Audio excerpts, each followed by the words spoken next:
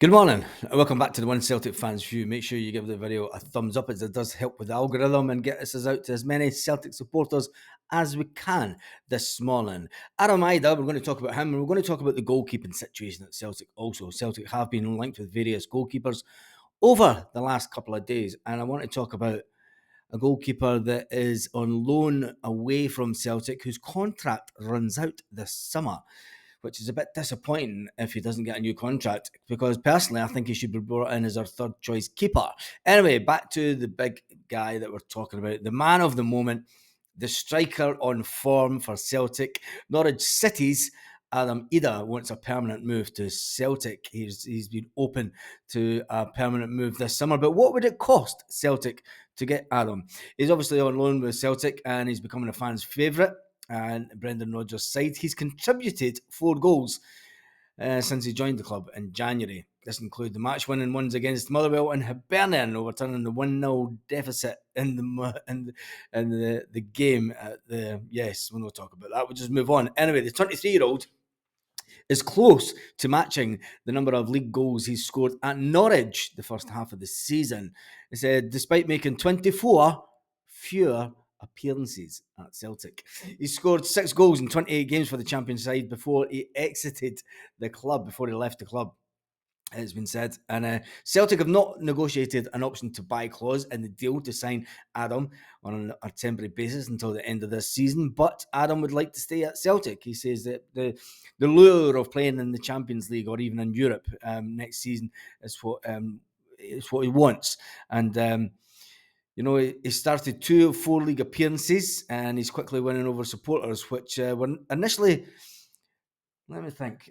Celtic fans, when the news come in that we were signing a player from Norwich who couldn't even make it in their first team, was like, another project player, another great. Just it's not what we need. Not what we need until I said, well, wait till he starts banging in goals and we'll see how many people change their tune. And you've got to say, with that jumping header that he scored with at the weekend, was absolutely fantastic. The report has went on to say that Celtic could buy the player for the sum of £3 million if Norwich look to offload him and Celtic can get the deal done. He came through the Norwich Academy and he's going on to be recognised as an Ireland international. But his time at Carrow Road could soon come to an end in 2024 if Celtic were to try and make the move permanent. He is contracted until the 2028. So it will cost Celtic a bit of money, but it has been suggested that we would get him for £3 million. Is that a good value for money? Tell me in the comment section. Would you buy Adam just on the goal scoring performances that we've seen from him so far, from what he's given to us in the game, or should we wait to the end of the season to decide? For me, get the deal done as soon as possible. We've never had a big, tall striker that's been want to fight for the cause for a long time, that loves the club, that knows the club, and knows what it means to the fans to win. And he loves the pressure of playing at the club. If he continues to impress the way that he has, the transfer value could go up if we're to leave it any longer than just this the end of the season.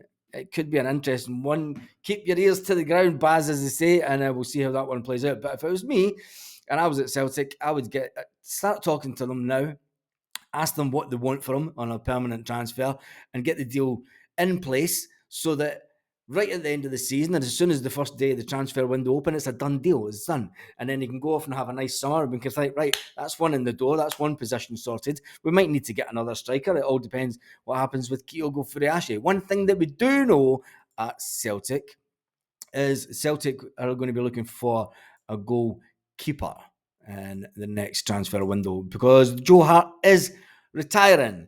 And there's talk of Benji Siegrist. Benji Siegrist has been linked with Aberdeen.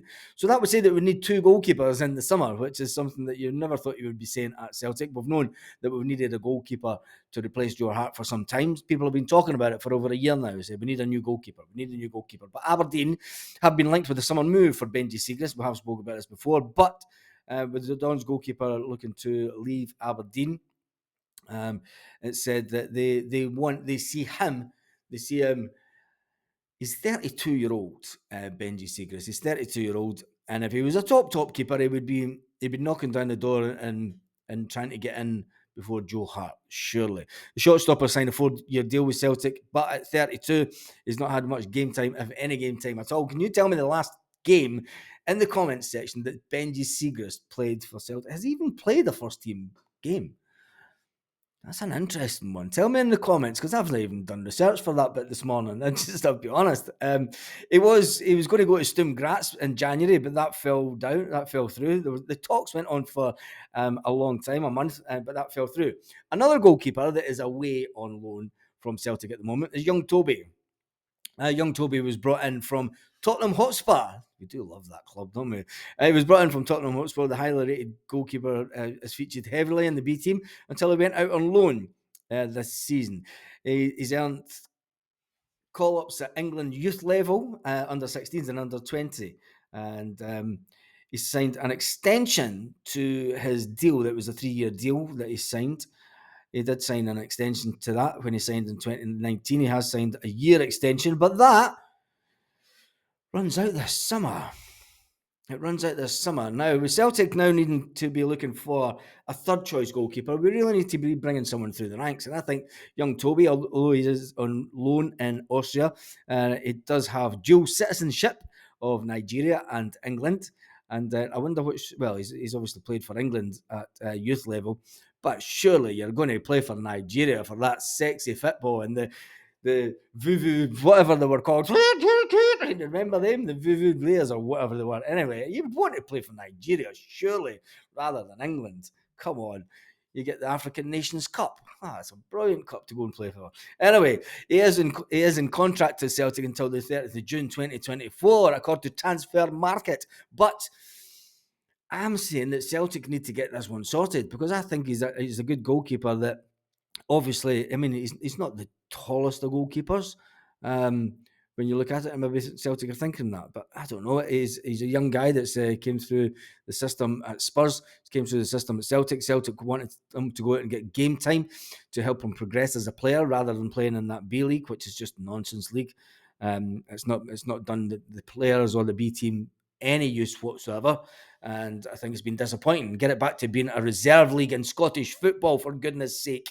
You could start a rant about that. I mean, I think the B team has been a complete failure as far as I'm concerned. Get back to playing a reserve league. Scottish football needs to get its finger out. There's obviously bigger problems in Scottish football than that, but it really needs to have a B team league, a reserve league, so that we can see the players and they can play. They can have a first team path. They have a route into the first team. I think he needs to be our third choice keeper. Tell me what you think. Should young Toby be our third choice keeper at Celtic? He is young enough to still come through, but with the contract situation being what it is, he could leave Celtic for nothing at the end of this season, which would be highly disappointing. Tell me what you think about that in the comments section. Now, it is getting near that time of the season where the prizes are given out and transfer speculation starts to pick up. If you remember last season, we all spoke about the fact that we needed a left back, we needed a goalkeeper, and we maybe needed another striker to come in. And that was the only 3 positions that we really needed to cover last season when you look at the bigger picture. Before we all knew that Ange Postecoglou was going to jump ship and head off to London, old London town. Now I'm saying Gaza, old London town. Who do you think, what positions do you think that we need filled at Celtic just now? People are going to say that we need better squad, we need better players for Europe. How many players do you think that Celtic will bring in? Obviously, we need the goalkeeper. There has been one player that we played against at the weekend, and young guy that they reckon is going to be worth 2 million. There are clubs in England looking around about the player, and it's been suggested that people are wanting to buy the player and then loan him straight back to Motherwell, which is an interesting. Will Celtic even make a move for the player, or will it be one of those situations once again, a bit like James McCarthy when he was younger, a bit like McGinn when he was at Hibs and decided to go down south because Celtic didn't make their move? Will Celtic lose out on the young guy Lennon Miller? Will Celtic lose out, or will Celtic be a bit more proactive in the transfer market and say, do you know what, he's one for the future that's going to be going for big money one day? Will we go out and pay £2 million for him to then loan him back to Motherwell? That, for me, it makes business sense. We've got the money in the bank. Celtic, just do it. Just do it. We've got, the history shows us one thing at Celtic.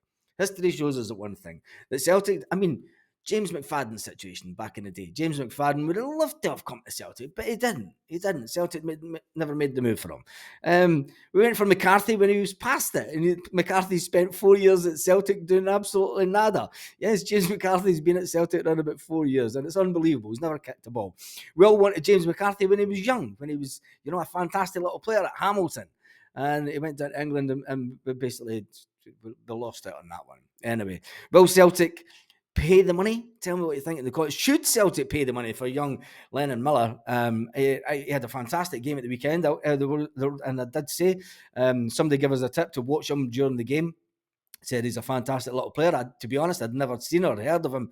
I don't really watch Motherwell, but I think £2 million to get him just right now would be an absolute steal. Tell me what you think about that in the comment section, and make sure you got a thumbs up. Look, he's allegedly high on the radar of some English clubs as a project signing, but as £2 million, we've bought some absolutely pish at Celtic. Let's not about. We've bought some absolute pish at Celtic for more than 2 million, and we bought a goalkeeper at 4.5 million, and we let him go for nothing.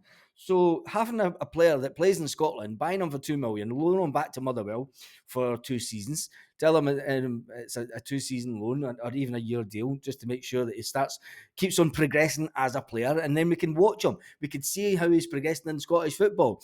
Like, if he's going to be as good as what people say he is, and he's going to go for big money, just do it now, Celtic. It's your model. It's your model to buy players and sell them on. Buy them, loan them out, get them on a 5-year deal, loan them out for 2 seasons, bring them back to Celtic, get them into the first team in 2 years' time.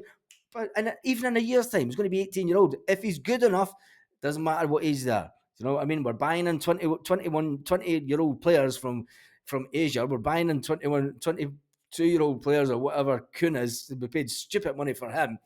Come on, Celtic, just do it for once in your life. Anyway, that's all your transfer news. The transfer window is nowhere near opening, but we're going to, speculation has started already. The Celtic have been linked with the keeper from Trabzonspor or whatever it is, some Turkish team.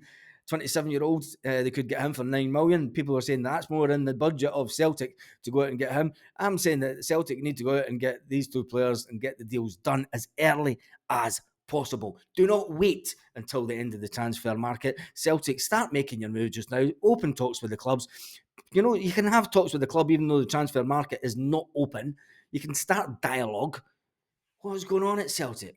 Anyway, on that note, we play Dundee this evening. There will be a live just before the game, usually about an hour and 15 minutes before kickoff.